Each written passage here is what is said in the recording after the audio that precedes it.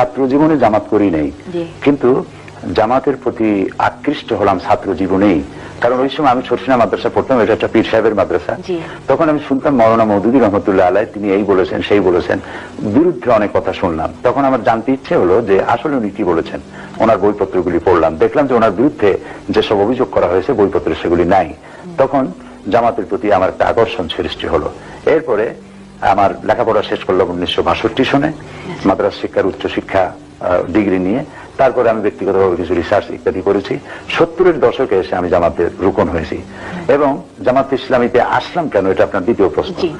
এটা হচ্ছে যে ইসলামে যেমন আল্লাহ তাআলা বলেছেন আকিমুস সালাত, নামাজকে প্রতিষ্ঠা করো, সেই আল্লাহ তাআলা আবার বলেছেন আন আকিমুদ্দিন ওয়ালা তাতাফাররাকু, তোমরা দ্বীনকে প্রতিষ্ঠা করো আর এ ব্যাপারে কোনো মতপার্থক্য সৃষ্টি করো না। নামাজ পড়া যেমন ফরজ, আল্লাহর হুকুম অনুযায়ী ব্যক্তি, পরিবার, সমাজ, রাষ্ট্র পরিচালনা করা ঠিক তেমন ফরজ। সেই জন্য এই ফরজ দায়িত্ব পালনের জন্য একটা দলে শরীক না হলে একাই কি এটা করা সম্ভব নয়। সেই জন্য আমার দৃষ্টিতে একটি সফল আন্দোলন আমি খুঁজলাম, যেটা এমন যে এই মুহূর্তে দেশ যদি হাতে পায় তাহলে দেশটাকে পরিচালনা করতে পারবে। শুধু একজন মওলানা পীর হলেই তো হবে না। বহুত মওলানা পীর এমন আছে যাকে যদি এখন যদি কোনো ইউনিয়নের চেয়ারম্যান বানায় দেওয়া হয় তাহলে 1 ঘন্টাও চালাতে পারবেন না, একটা থানার ওসি বানালে চালাতে পারবেন না। এটার জন্য আলাদা যোগ্যতা প্রয়োজন।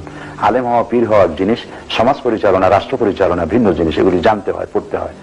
এবং এই আন্দোলনকে পরিচালনা করার জন্য পত্রিকা থাকতে হয়, তারপরে সাহিত্য থাকতে হয়, বিভিন্ন সেক্টরে কাজ করতে হয়। আমি দেখলাম জামাত ইসলামী এমন একটি দল যার অঙ্গ সংগঠন আছে অনেকগুলি, শ্রমিকদের মধ্যে কাজ করছে, নারীদের মধ্যে করছে, অমুসলিম নাগরিকদের মধ্যে করছে, প্রশাসনের মধ্যে করতেছে, ছাত্র ছাত্রী, চাষি, সর্বস্তরে, এবং তাদের সাহিত্যের একটা বিশাল ভান্ডার আছে, এবং পত্রপত্রিকা আছে বাংলা, ইংরেজি, উর্দু, আরবি, ছাত্র সংগঠন ইত্যাদি সবকিছু আছে।